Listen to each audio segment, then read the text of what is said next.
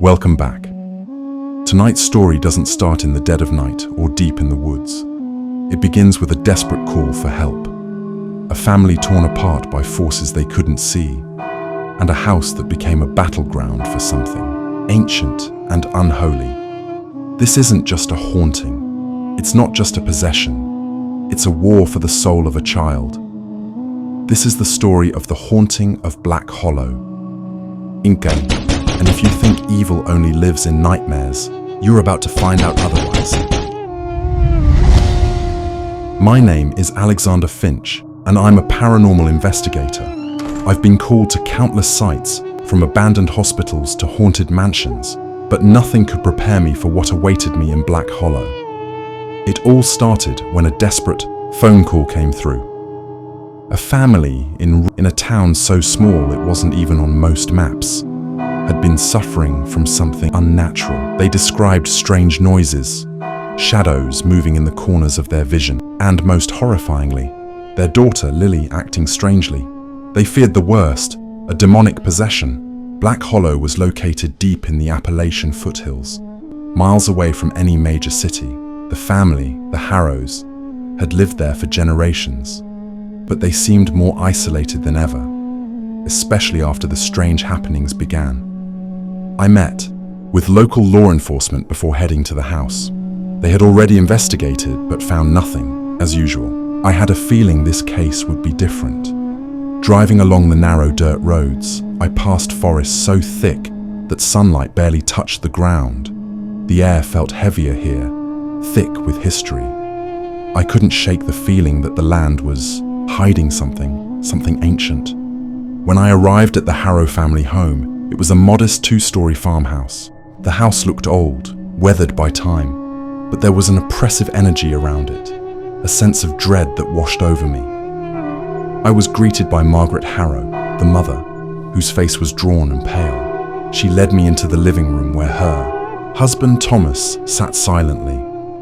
At first glance, nothing seemed out of the ordinary, but I could sense that something wasn't right. Lily, their daughter, was missing from the room. Margaret explained that their daughter had started acting strangely a few weeks ago. She would speak in languages they didn't recognize. Her eyes would roll back into her head, and she would move in unnatural ways. The family was desperate. They had tried everything, even calling in a local priest, but nothing had worked. Lily was beyond their control. That evening, I decided to meet Lily. Margaret led me upstairs to her room. The door creaked open, and inside, the room was dimly lit, the air colder than it should have been. Lily sat on her bed, her back turned to me. Her hair was matted, and she seemed to be muttering under her breath. "Lily?" I asked gently.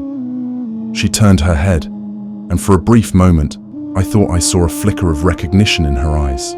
But then, her face twisted into something unrecognizable. Her pupils were dilated, black as night, and her voice was no longer hers. It was deep, guttural, and full of malice. "Get out of this place while you still can," she hissed. I froze, my instincts screaming at me to leave, but I stood my ground. I had faced demonic entities before, but something about Lily's transformation sent chills down my spine. It wasn't just a possession, it was a battle for her soul. Margaret, visibly shaken, begged me to do something. "You're the only one who can save her. Please, you have to help her." I nodded slowly. "I will need to perform an exorcism, but we need to prepare." That night, I set up in the living room with the family. I gathered my tools, candles, incense, salt, holy water, and a prayer book that had been passed down through generations of exorcists. The house grew colder, and the shadows seemed to move on their own, swirling around me. I stood before the family, my heart pounding. I wasn't afraid, at least not on the surface, but deep down, I knew this wasn't going to be easy. Possessions like this were rarely simple. I called out to the entity that had taken over Lily. The words were heavy on my tongue, ancient and powerful. For a moment, nothing happened, but then Lily screamed. An inhuman sound that seemed to come from the very walls of the house. Her body began to contort violently, as if it was no longer her own. "Leave her," I shouted. "In the name of God, I command you to leave this child." The air grew thick with tension. The room was filled with an oppressive, suffocating presence. I felt it before I heard it. The unmistakable sound of footsteps in the attic. Then a voice, low and cruel, whispered my name. "You cannot save her. She is mine now." It was the demon speaking through Lily. It was stronger than I had anticipated, and I could feel its power draining me. The exorcism went on for hours. Every time I thought I had gained an upper hand, the demon fought back harder. Lily's body twisted and writhed, her eyes rolling back in her head, her mouth foaming with strange words. The house seemed to close. In around us, the walls groaning, as if they too were suffering. At one point, the lights flickered, and a cold, unnatural wind blew through the house. The candles extinguished, leaving us in darkness. Then, a figure appeared at the foot of the stairs. It was tall, dark and shadowy, its form barely visible. I could feel it, the demon's presence. It was here, in this house, and it wasn't going to leave without a fight. I recited the final prayer, my hands trembling. "By the power of the Lord, I command you to release this child and return to the depths of hell where you belong." For a moment, there was silence. Then, Lily's body jerked violently. Her eyes snapped open, and the room was filled with an unholy screech. "No!" the demon bellowed. "You cannot defeat me." But in that moment, something inside me snapped. I felt the power of the ritual surge through me, and with a final command I shouted, "In the name of God, I cast you out." The house fell silent. The oppressive energy lifted, and the coldness disappeared. I rushed to Lily's side. Her body was limp, but she was breathing, her eyes closed peacefully for the first time in weeks. Margaret and Thomas rushed to her, tears streaming down their faces. It was over. The demon had been banished, but I knew deep down that it was not truly gone. Demons like this, ancient and powerful, never leave for good. They linger, waiting for another opportunity. But now Lily was safe. The Harrow family had been saved.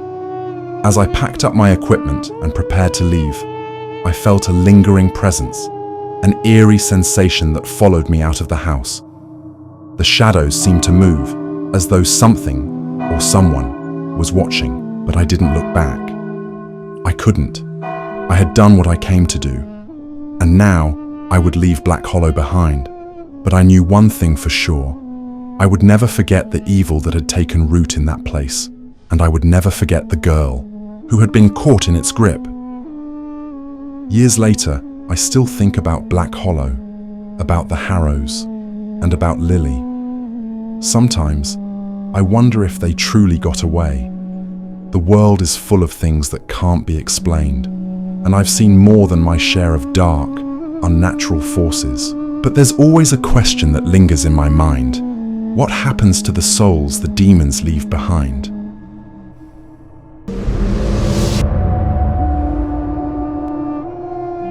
I never thought I'd be one of those people who wrote in to be hope. I used to read these stories with a sort of detached curiosity, never imagining I'd have anything to contribute beyond the normal bruises and cuts life leaves on you. But now I can't sleep. I can't go near a ticking clock. And the worst part is, I can't forget the sound. That damn ticking. It's in my head, in my blood. I don't know how much time I have left, but I need to tell someone. So here's my story. Do with it what you will. My name's Alan. I grew up in a little nowhere town in Tennessee called Dovewood. If you've never heard of it, you're not alone. One gas station, one post office, and the kind of pawn shop where the lights flicker, even when they're off. It's the kind of place people leave, not move to. I moved back in the summer of 2019. My mum passed suddenly, a stroke, the doctors said, and I inherited the old house. She'd lived alone ever since Dad ran off in '03, and I hadn't exactly been the most devoted son. Guilt made me stay longer than I planned. That, and I had nowhere else to go after I got laid off. I was going through her things when I found it. The watch. It wasn't like the kind of modern smartwatches everyone's got now. This was old, heavy, a men's pocket watch with a cracked crystal face, silver body dulled with age. The chain was wrapped 3 times around it, like someone wanted to make sure it stayed shut. I found it buried in a cigar box in the back of her closet. I shouldn't have touched it.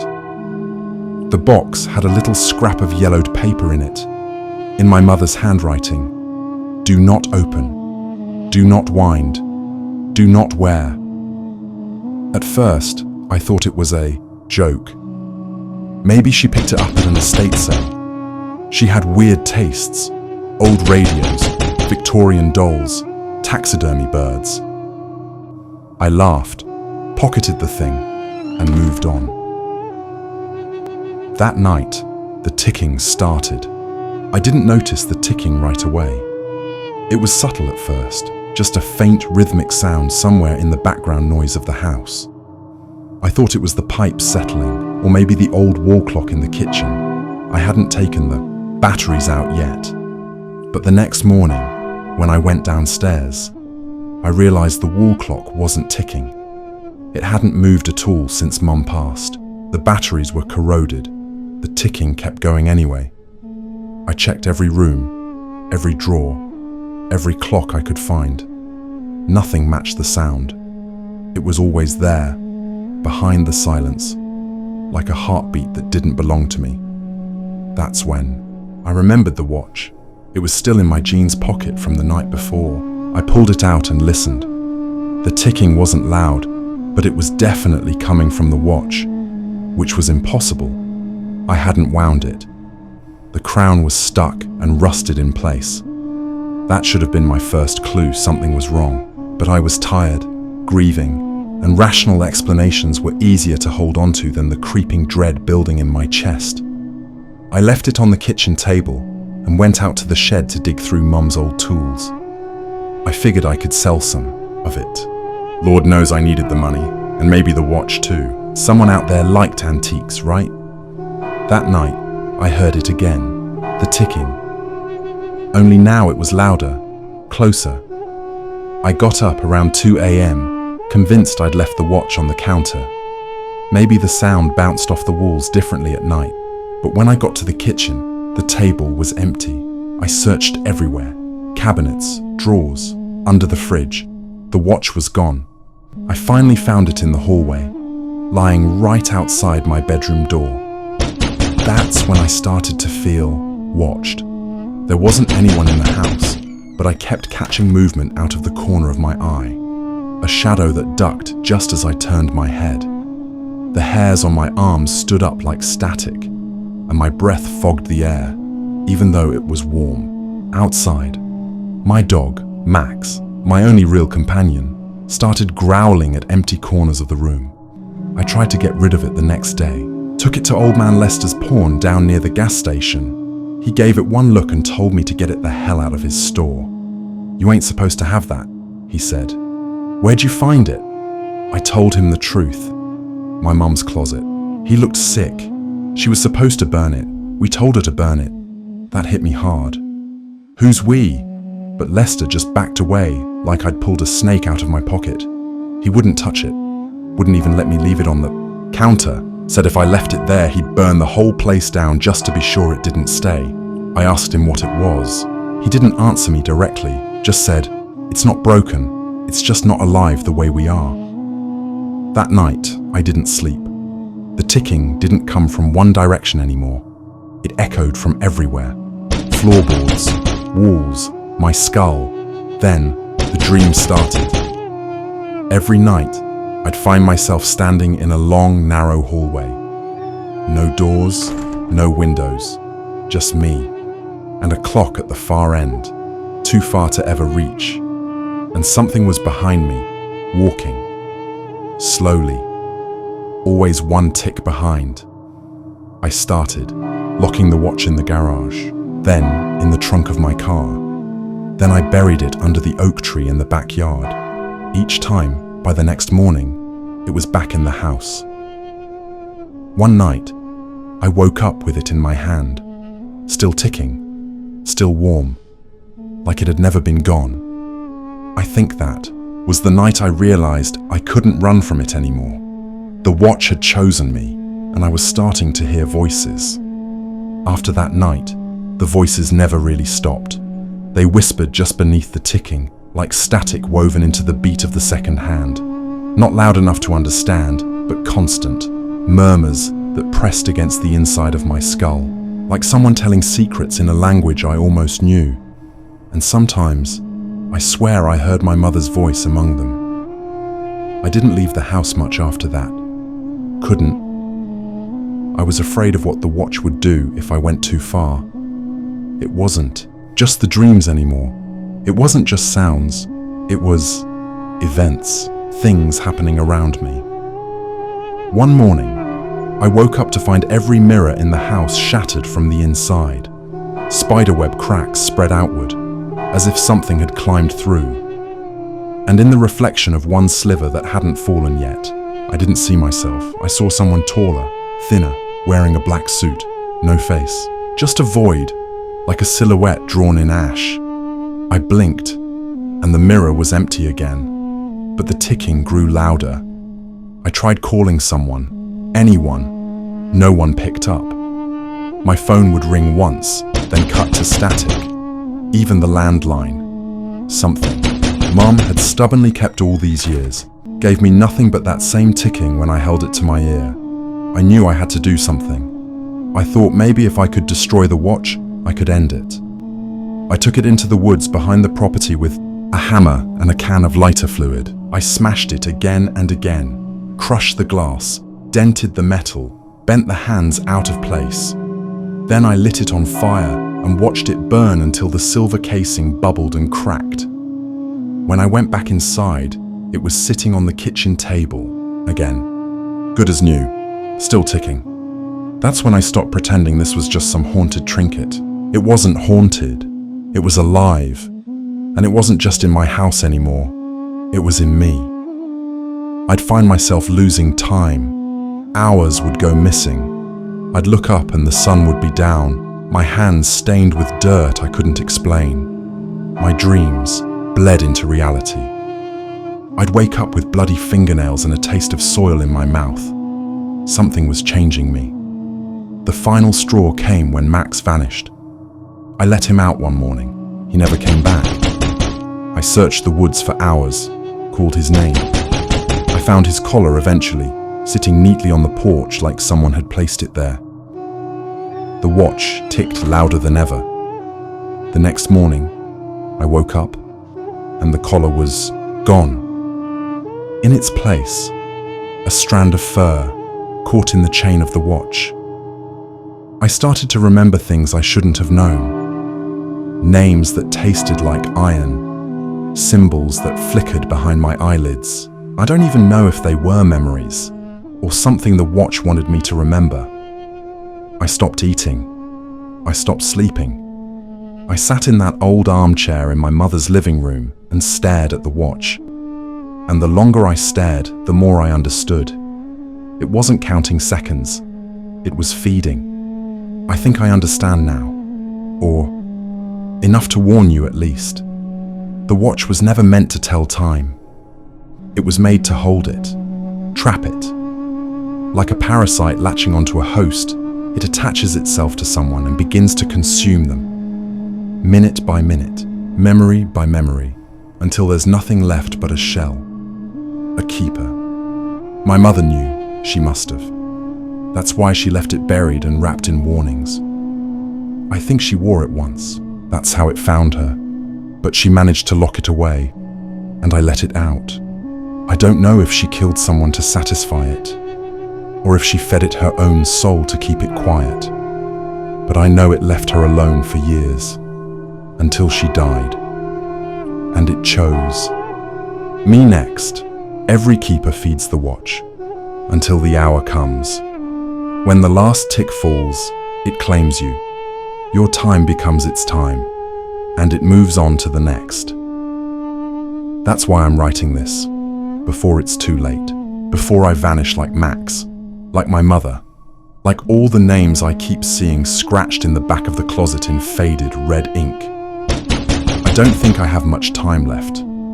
I can feel it. My hands don't look like mine anymore.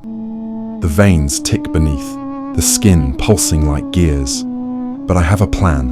I'm going to bury it, deep, far away from Dovewood, somewhere it can't claw its way out again. Maybe in the old mines outside town, where the earth is too dead for anything to grow. Maybe that'll be enough. If you're reading this on B-Hope, it means I found a way to send it before the last tick. And if someone offers you an old pocket watch, if you hear a ticking that doesn't stop, don't touch it, don't wear it, don't wind it. And for the love of God, don't try to keep it. Because when the hour comes, it keeps you.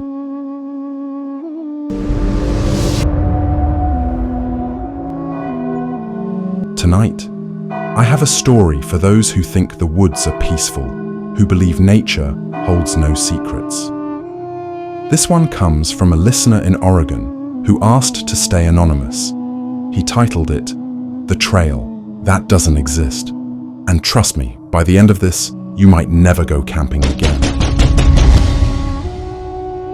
It was supposed to be a chill weekend. Just 5 friends, me, Jared, Ben, Cody, and Lucas.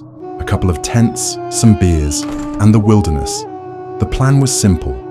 Hike into the edge of the Cascade Forest, set up camp, and get away from all the noise of real life. No phones, no signal, just trees and stars. We got to the trailhead late Friday afternoon. By sunset, we had the campfire lit, the tents pitched, and the sky was a perfect canvas of deep purple. Everything was going great. Up. He was old, wearing a dusty flannel, boots caked with dried mud. He just appeared out of the woods and asked if we were enjoying the weekend. Friendly enough, until he said, If you really want to see something special, take the old trail behind the creek. There's a waterfall back there no one's seen in years. Not on any map. Only the locals. And then he just left, vanished into the trees. The next morning we were curious. A hidden waterfall.